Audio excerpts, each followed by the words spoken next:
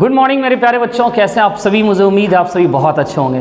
प्यारे बच्चों, चलिए आज आप सभी के लिए मैं फिर से 50 मोस्ट इंपॉर्टेंट क्वेश्चन जीके का लाया हूं और आप सभी मेरे साथ जुड़िए और अभ्यास करिए। राइट, पहला क्वेश्चन आपकी स्क्रीन पर नजर आ रहा होगा बच्चों, इसे आप सभी बनाने की कोशिश करिए और देखिए कि आपका उत्तर सही होता है या फिर गलत। भारत में सांप्रदायिक निर्वाचन का जनक किसे कहा जाता है? जल्दी से बताइए आप लोग। तो भारत में सांप्रदायिक निर्वाचन का जनक जो कहा जाता है बच्चों, वो कहा जाता है लॉर्ड मिंटो को। किसे? लॉर्ड मिंटो को। सही है। चलिए अगला क्वेश्चन।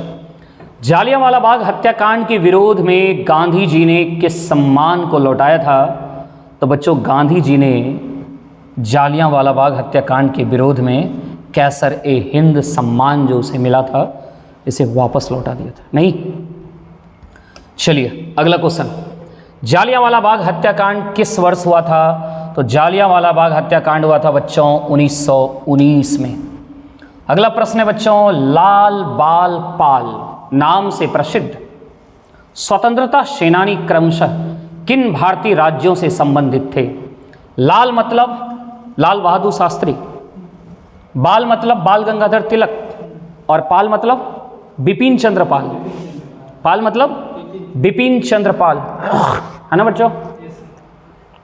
और ये लाला लाजपत राय कहाँ से थे? तो वो पंजाब से थे। और बाल गंगाधर तिलक कहाँ से थे? महाराष्ट्र से। और बिपिन चंद्र पाल जो थे वो कहाँ से थे? बंगाल से, यानी आंसर बी फॉर बिहार। अगला क्वेश्चन, निम्नलिखित में से कौन सा कथन सही है? सही पकड़ना है। रॉलेट एक्ट सन 1909 में पारित किया गया था। बिल्कुल गलत। रॉलेट एक्ट पारित किया गया था बच्चों 1919 में। कब? 1919 में। साइमन कमीशन सन 1932 में। साइमन कमीशन जो आया था भारत, वो आया था 1928 में। कब आया था? यह आया था 1928 में बच्चों, याद रखना, मोस्ट इंपॉर्टेंट। गांधी इरविन समझौते पर सन 1926 में हस्ताक्षर किए गए थे। यह भी गलत। 1931 गांधी इरविन समझौते पर 1926 में नहीं बल्कि 1931 में 1931। और बाल विवाह निरोधक अधिनियम सन 1929 में पारित किया गया था। यह बात बिल्कुल सही है। बाद बाकी ये तीनों सेंटेंस गलत है। और ये जो डेट मैंने लिखा बच्चों, निश्चित रूप से आप इसे भी याद कर लीजिएगा। अगला क्वेश्चन आपकी स्क्रीन पर, चंपारण सत्याग्रह इनमें से किससे संबंधित है? तो चंपारण सत्याग्रह जो है बच्चों, वो नील की खेती से संबंधित है। किससे? नील की खेती से। नहीं। कौन सा आदमी था जिसकी सलाह पर गांधी जी आए थे, आपको पता है? राजकुमार नाम का एक व्यक्ति था जिसकी सलाह पर गांधी जी आए थे। और ब्रिटिश लोगों ने एक रूल बना दिया था कि जैसे 20 कट्ठा है तो उसमें 3 कट्ठा आपको नील की खेती करनी पड़ेगी, है ना। और इसके विरोध में पूरा विद्रोह चल रहा था। तो एक आदमी जिसका नाम आपने क्या बताया? राजकुमार। और राजकुमार के आग्रह पर गांधी जी आए थे और गांधी जी ने ये चंपारण सत्याग्रह किया था इसके विरोध में। और ये जो था, इस पद्धति का नाम क्या था, याद है? वो जो 3 कट्ठिया प्रणाली के नाम से जाना जाता है। नहीं। तो नील की खेती, है ना, इसका आंसर हो जाएगा बच्चों। चलिए अगला क्वेश्चन आपके स्क्रीन पर। वर्ष 1927 में साइमन कमीशन का बहिष्कार किया गया था। साइमन कमीशन का बहिष्कार किया गया था क्यों भाई? महात्मा गांधी की गिरफ्तारी का विरोध करने हेतु? नहीं, क्योंकि भारतीयों को आयोग से बाहर रखा गया था। भारतीयों को आयोग से बाहर रखा गया था इस वजह से। सही है। अगला क्वेश्चन आ जाओ। प्रसिद्ध पुस्तक हिंद स्वराज में महात्मा गांधी ने स्पष्ट किया कि भारत में ब्रिटिश शासन स्थापित किया गया था। निश्चित रूप से कैसे? भारतीयों के सहयोग से। गांधी जी ने अपनी पुस्तक हिंद स्वराज, बहुत ही फेमस किताब है बच्चों, याद रखना। हिंद स्वराज किसके द्वारा लिखा गया है? महात्मा गांधी के द्वारा। और महात्मा गांधी ने अपनी पुस्तक में यह स्पष्ट कर दिया कि भारत में यदि ब्रिटिश शासन ने अपना राज्य स्थापित कर दिया तो इसके पीछे का कारण था कि उन्हें भारतीयों का सहयोग मिला था। भारतीयों का सहयोग। यदि भारतीय सहयोग ना करते तो क्या उसकी औकात थी कि वो भारत में अपनी शासन कर सकता था। वर्ष 1925 में भारतीय राष्ट्रीय कांग्रेस का अध्यक्ष कौन था? वर्ष 1925 में भारतीय राष्ट्रीय कांग्रेस का अध्यक्ष कौन था बच्चों? सरोजिनी नायडू। कौन था? सरोजिनी नायडू। 1925 में भारतीय राष्ट्रीय कांग्रेस का जो अध्यक्ष बना था वो बना था सरोजिनी नायडू। और कहाँ के सम्मेलन में, कहाँ के अध्यक्ष में, आपको पता है? सरोजिनी नायडू कहाँ के अध्यक्ष में बने थे? कानपुर।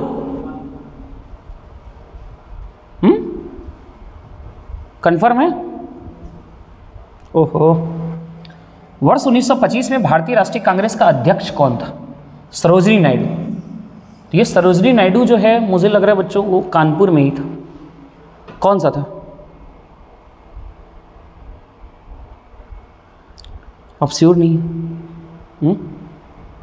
नहीं है तो एक बार बच्चों आप लोग जरूर पता कर लेना, देख लेना कि सरोजिनी नायडू जो है वो कहाँ के अधिवेशन में थे। आंसर तो सी कंफर्म है, लेकिन ये कहाँ के अधिवेशन का अध्यक्ष थे वो जरा सा आप लोग कंफर्म हो लेना। राइट। अगला क्वेश्चन है बच्चों, निम्नलिखित में से कौन सी संस्था, शायद मैं श्योर नहीं हूं बच्चों, आप जरूर देख लेना, ठीक है।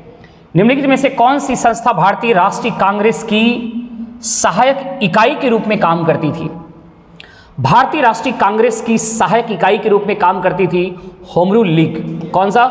Home rule league. और होम रूल लीग 1916 में, होम रूल लीग 1916 में, है ना, याद रखिएगा, स्थापना हुई थी ना, हाँ, बाल गंगाधर तिलक ने। यस, होम रूल लीग की स्थापना किसने किया था और कब हुआ था?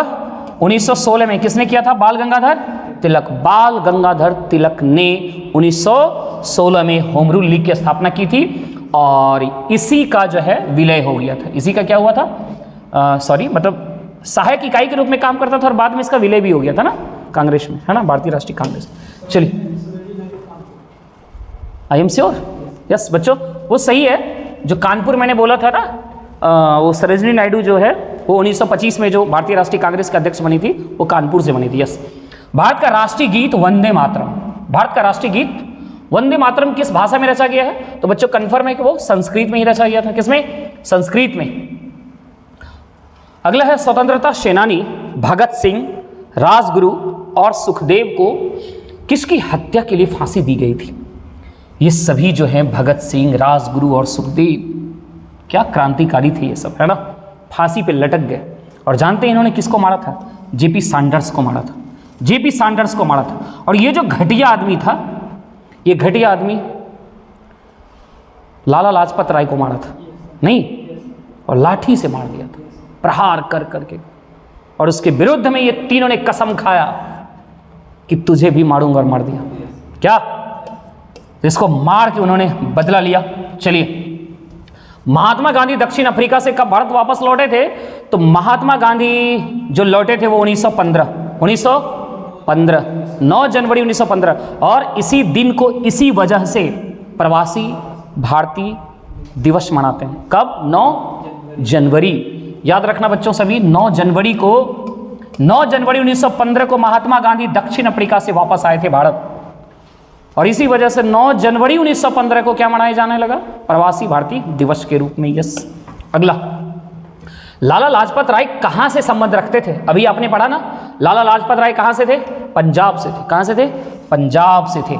अगला प्रश्न बच्चों स्क्रीन पर, कांग्रेस के दूसरे अधिवेशन के अध्यक्ष कौन थे?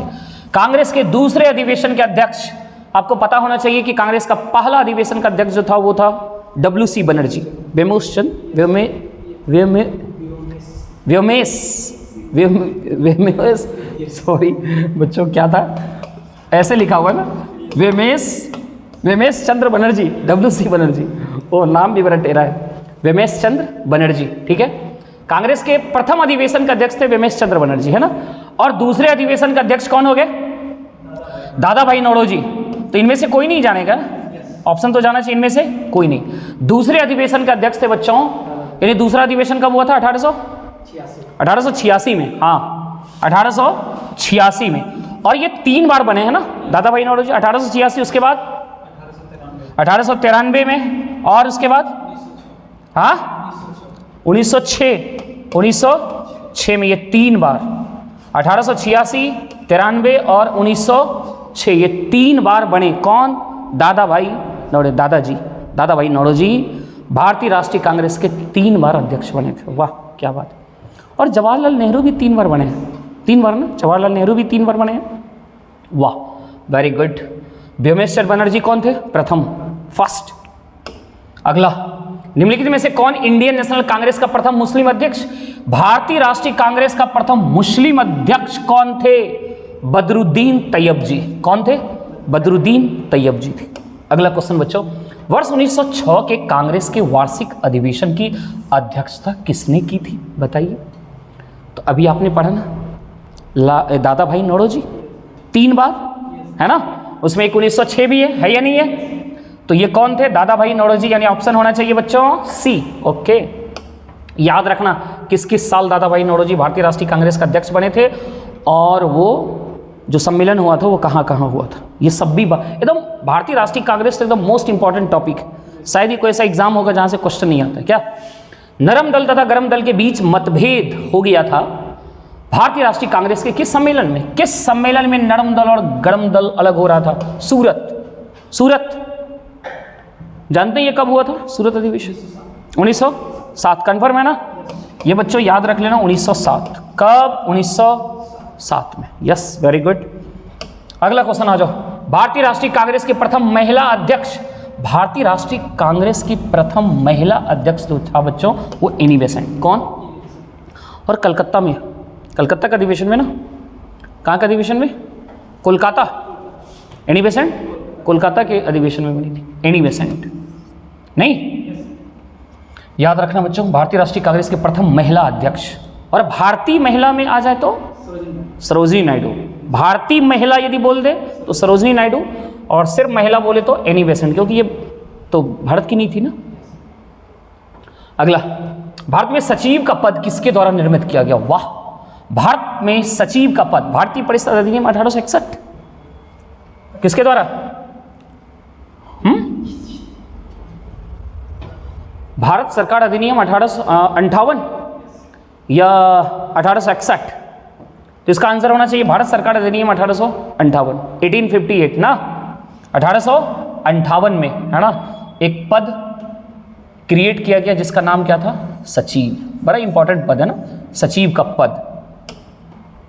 निम्नलिखित में से किस अंग्रेज गवर्नर जनरल के समय 1911 में भारत की राजधानी कलकत्ता से दिल्ली स्थानांतरित करने की घोषणा की?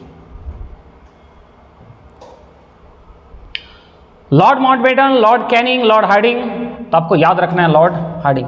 लॉर्ड हार्डिंग अंग्रेज गवर्नर था। कौन? लॉर्ड हार्डिंग, जिसके समय में ही 1911 में, कब? 1911 में भारत की राजधानी कलकत्ता से दिल्ली को स्थानांतरित किया गया बच्चों, लॉर्ड हार्डिंग के द्वारा। किसके द्वारा? लॉर्ड हार्डिंग के द्वारा। अगला क्वेश्चन है बच्चों, ब्रिटिश सरकार ने बंगाल विभाजन को प्रतिसंहृत किस वर्ष किया था? प्रतिसंहृत का मतलब होता है पुनः जो विभाजन हुआ उस विभाजन को खत्म कर दिया, यानी नष्ट कर दिया। विभाजन हुआ, उसके बाद विभाजन को कैंसिल कर दिया गया था, राइट, रद्द कर दिया गया। तो कब बच्चों? तो आपको याद होना चाहिए वो 1911 में। कब? 1911 में। और ये रद्द जो किया था किसकी घोषणा से? तो ब्रिटिश का सम्राट, ब्रिटिश का राजा था। कौन? तो जॉर्ज पंचम राजा था ब्रिटिश का, जिसकी घोषणा पर उस समय यहाँ का वायसराय था लॉर्ड हार्डिंग द्वितीय। लॉर्ड हार्डिंग द्वितीय भारत का वायसराय था उस समय, है ना, और उसने ही क्या किया? फिर से उस विभाजन को कैंसिल कर दिया। तो 2 नाम याद रखना है, एक तो ईस्वी याद हो गया कि इस विभाजन को कैंसिल कब किया गया? 1911 में। और किसकी घोषणा पर? तो ब्रिटिश का राजा था जॉर्ज पंचम, और उसके बाद उस समय भारत का वायसराय कौन था? लॉर्ड हार्डिंग द्वितीय। और पहली बार बंगाल विभाजन कब हुआ था? तो 1905 में हुआ था। पहली बार जो विभाजन हुआ 1905 में, और इसी विभाजन को रद्द किया कब? 1911 में, 6 साल बाद, है ना। 1905 में विभाजन हुआ और 6 साल बाद उसको क्या किया? रद्द कर दिया, राइट बच्चों। बंग भंग का उद्देश्य क्या था? बंग भंग का उद्देश्य तो आप जानते हैं ना, बंग भंग करो, है ना। ब्रिटिश का टारगेट था, जब क्रांतिकारी वहाँ से एकदम जबरदस्त रुख ले रहा था, कहाँ से? बंगाल से। तो बंगाल में लग रहा था कि बंगाल जो है पूरे राष्ट्र में एकदम जिस तरीके की क्रांति छिड़ी थी, तो लोग क्या करते हैं, जहाँ एकता दिखता है उस एकता को सबसे पहले तोड़ने की कोशिश करता है कि नहीं, जिससे कि लोग वहाँ पे क्या हो जाए? कमज़ोर हो जाए, उनकी ताकत कमज़ोर हो जाए। तो बच्चों हिंदू और मुस्लिम में क्या किया? झगड़ा कराने की कोशिश किया। इसको बांटने की कोशिश किया, तो पश्चिमी और पूर्वी बंगाल हिंदुओं का विभाजन कर दिया और हिंदू मुसलमान तनाव हुआ।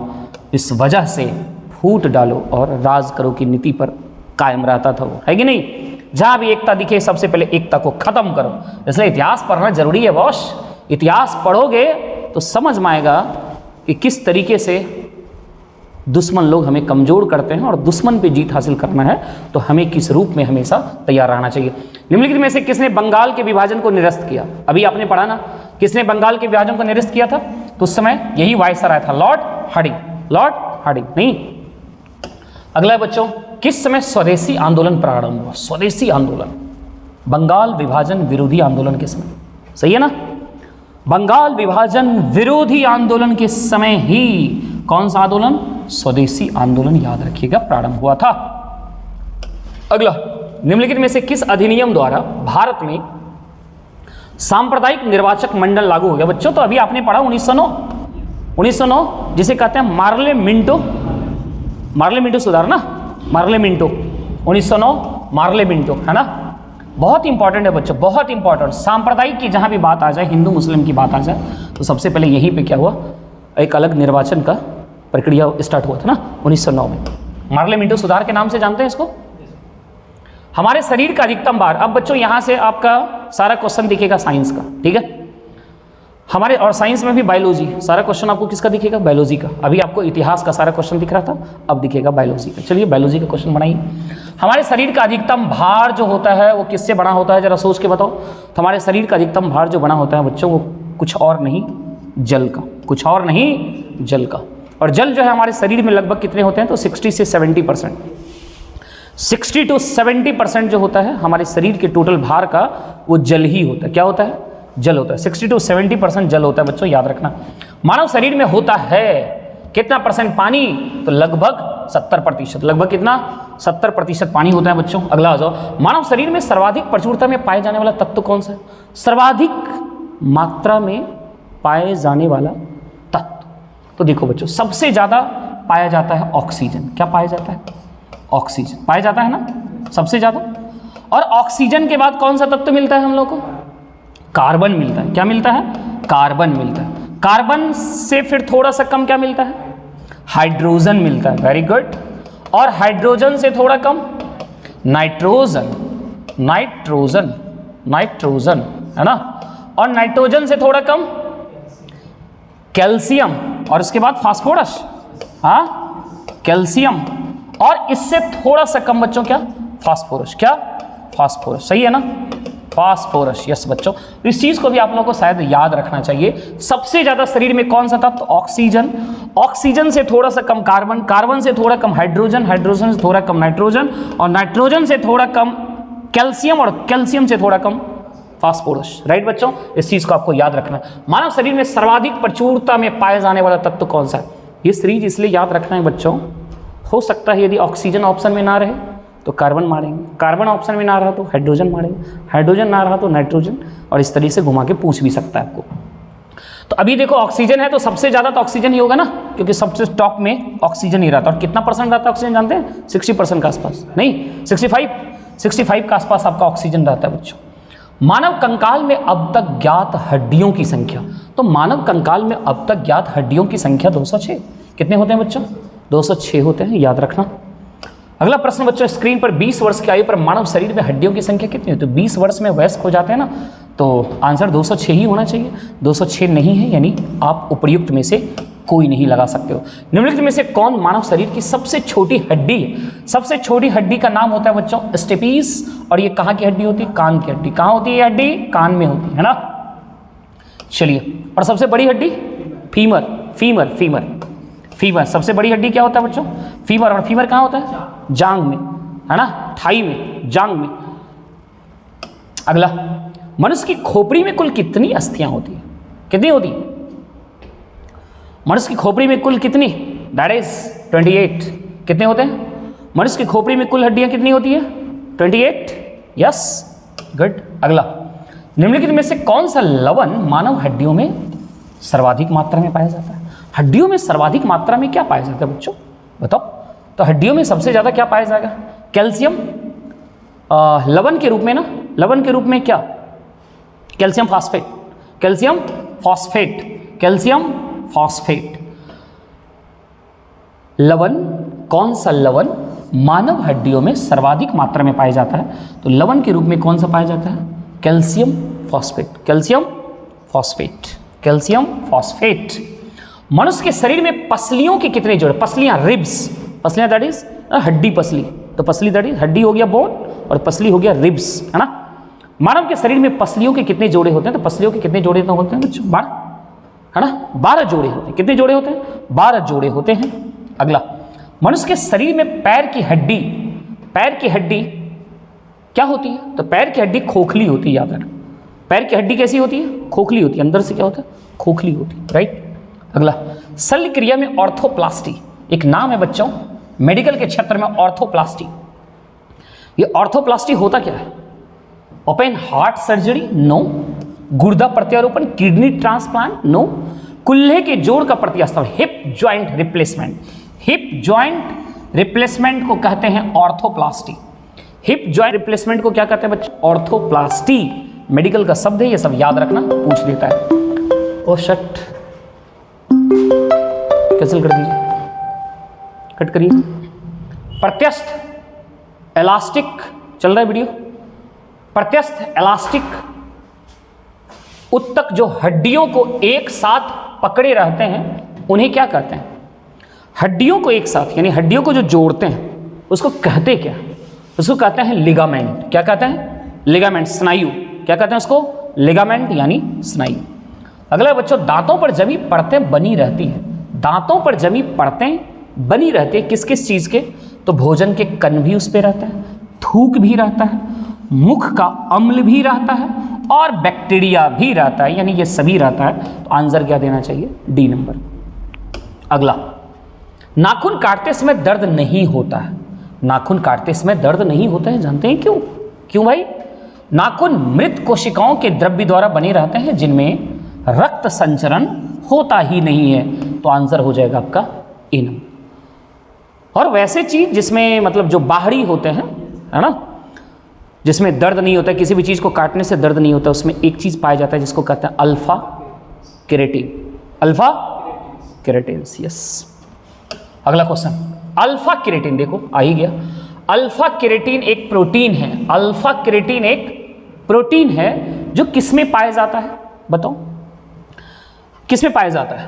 तो यहां ऑप्शन है आपका रक्त, रक्त में नहीं, ऊन में नहीं, अंडों में नहीं, बच्चों त्वचा में, है ना, वो ऊपरी त्वचा, है ना, जो ऊपर का त्वचा होगा जिसको आप थोड़ा बहुत ऐसे ऐसे हल्का छील भी दीजिए तो दर्द ना हो, है ना, उसमें। जैसे बाल आप काटते हैं तो उसमें भी अल्फा केरेटिन होगा, राइट। सींग, जानवर का जो सींग होता है, सींग भी उसमें भी नहीं, खूर, है ना, ये सब में क्या होता है? अल्फा केरेटिन पाया जाता है, राइट बच्चों। ये बात याद रखना कि अल्फा केरेटिन किसमें पाया जाता है? जिसको काटने के बाद आपको दर्द सा फील ना हो, तो दैट इज अल्फा केरेटिन नामक एक प्रोटीन पाया जाता है। बाल देखो, बाल जिस प्रोटीन का बना होता है उसे कहते क्या है? तो बाल जिस प्रोटीन का बना होता है उसे कहते हैं बच्चों केरेटिन। क्या कहते हैं? केरेटिन, यस, बिल्कुल सही। अगला, अस्थि एवं दंत निर्माण हेतु निम्नलिखित में से किन की आवश्यकता होती है?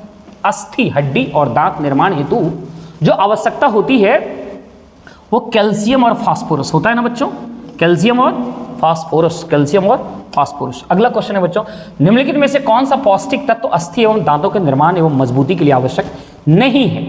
भाई कैल्शियम तो जरूरी है, फास्फोरस भी आपने पढ़ा अभी जरूरी है, फ्लोरीन भी जान लेना वो भी जरूरी होता है। कैल्शियम, फास्फोरस, फ्लोरीन, लेकिन आयोडीन तो थायराइड ग्रंथि में काम आता है ना। बाद बाकी ABC तीनों जरूरत है, और कौन जरूरत नहीं है ना, आवश्यक नहीं है, तो नहीं कौन सा है? डी आंसर होना चाहिए, आयोडीन। अगला, मनुष्य के जीवन काल में कितने दांत 2 बार विकसित होते हैं? तो 20 दांत। कितने दांत? 20 दांत 2 बार विकसित होते हैं बच्चों, इस बात को याद रखना। अगला, निम्नलिखित में से कौन हमारे शरीर का सबसे दृढ़ भाग है? दंतवल्क, जिसको आप क्या कहते हैं अंग्रेजी में? इनामेल। क्या कहते हैं बच्चों? इनामेल। क्या कहते हैं? इनामेल, यस, दंतवल्क, दांत का ऊपरी सतह, दांत का ऊपरी सतह इनामेल सबसे ठोस होता है। मानव शरीर में सबसे मजबूत मांसपेशियां कहां होती है भाई? मानव शरीर में सबसे मजबूत मांसपेशियां कहां होती है बताओ? तो मजबूत मांसपेशियां होती है बच्चों जबड़े में। कहां होता है? जबड़े में। गजब की ताकत होती है बच्चों, वजन भारी से भारी उठा लेता है जबड़ा से, हैं? Guinness book of world record में भी बनाया गया था। जो भी हो बहुत भारी वजन उठा लिया था, है ना, जबड़ा से। तो बच्चों ये थे आप सभी के क्या हुआ, एक क्वेश्चन और है क्या? ओहो, एक क्वेश्चन छूटा हुआ रह गया बच्चों, सो सॉरी। मानव शरीर में पाचन का अधिकांश भाग, 50 क्वेश्चन आप लोगों के लिए लाता हूं तो 50 पूरा पढ़ लीजिए। मानव शरीर में पाचन का अधिकांश भाग किस अंग में संपन्न होता है? तो याद रखना वो छोटी आंत में। कौन सा? छोटी आंत, स्मॉल इंटेस्टाइन। छोटी आंत, स्मॉल इंटेस्टाइन, अंग्रेजी भी याद रखना, है ना। अधिकांश भाग वहीं जो है पाचन संपन्न हो जाता है। तो प्यारे बच्चों ये थे आप सभी के 50 मोस्ट इंपॉर्टेंट जीके के क्वेश्चन, और सभी के सभी आपने देखा होगा कि किसी न किसी एग्जाम में पूछे गए हैं, और पूछा गया क्वेश्चन बहुत इंपॉर्टेंट होता है। आप उसको निश्चित ही याद करने की कोशिश करिए। और बच्चों कैसा लग रहा है मेरा ये अभ्यास आप सभी के लिए? और यदि फ़ायदा हो रहा है तो जरूर लाइक करिए, कमेंट करिए और अपने दोस्तों तक शेयर भी करिए। और यदि पहली बार चैनल पर आए हैं तो प्लीज़ सब्सक्राइब भी कर लीजिएगा। Thank you so much.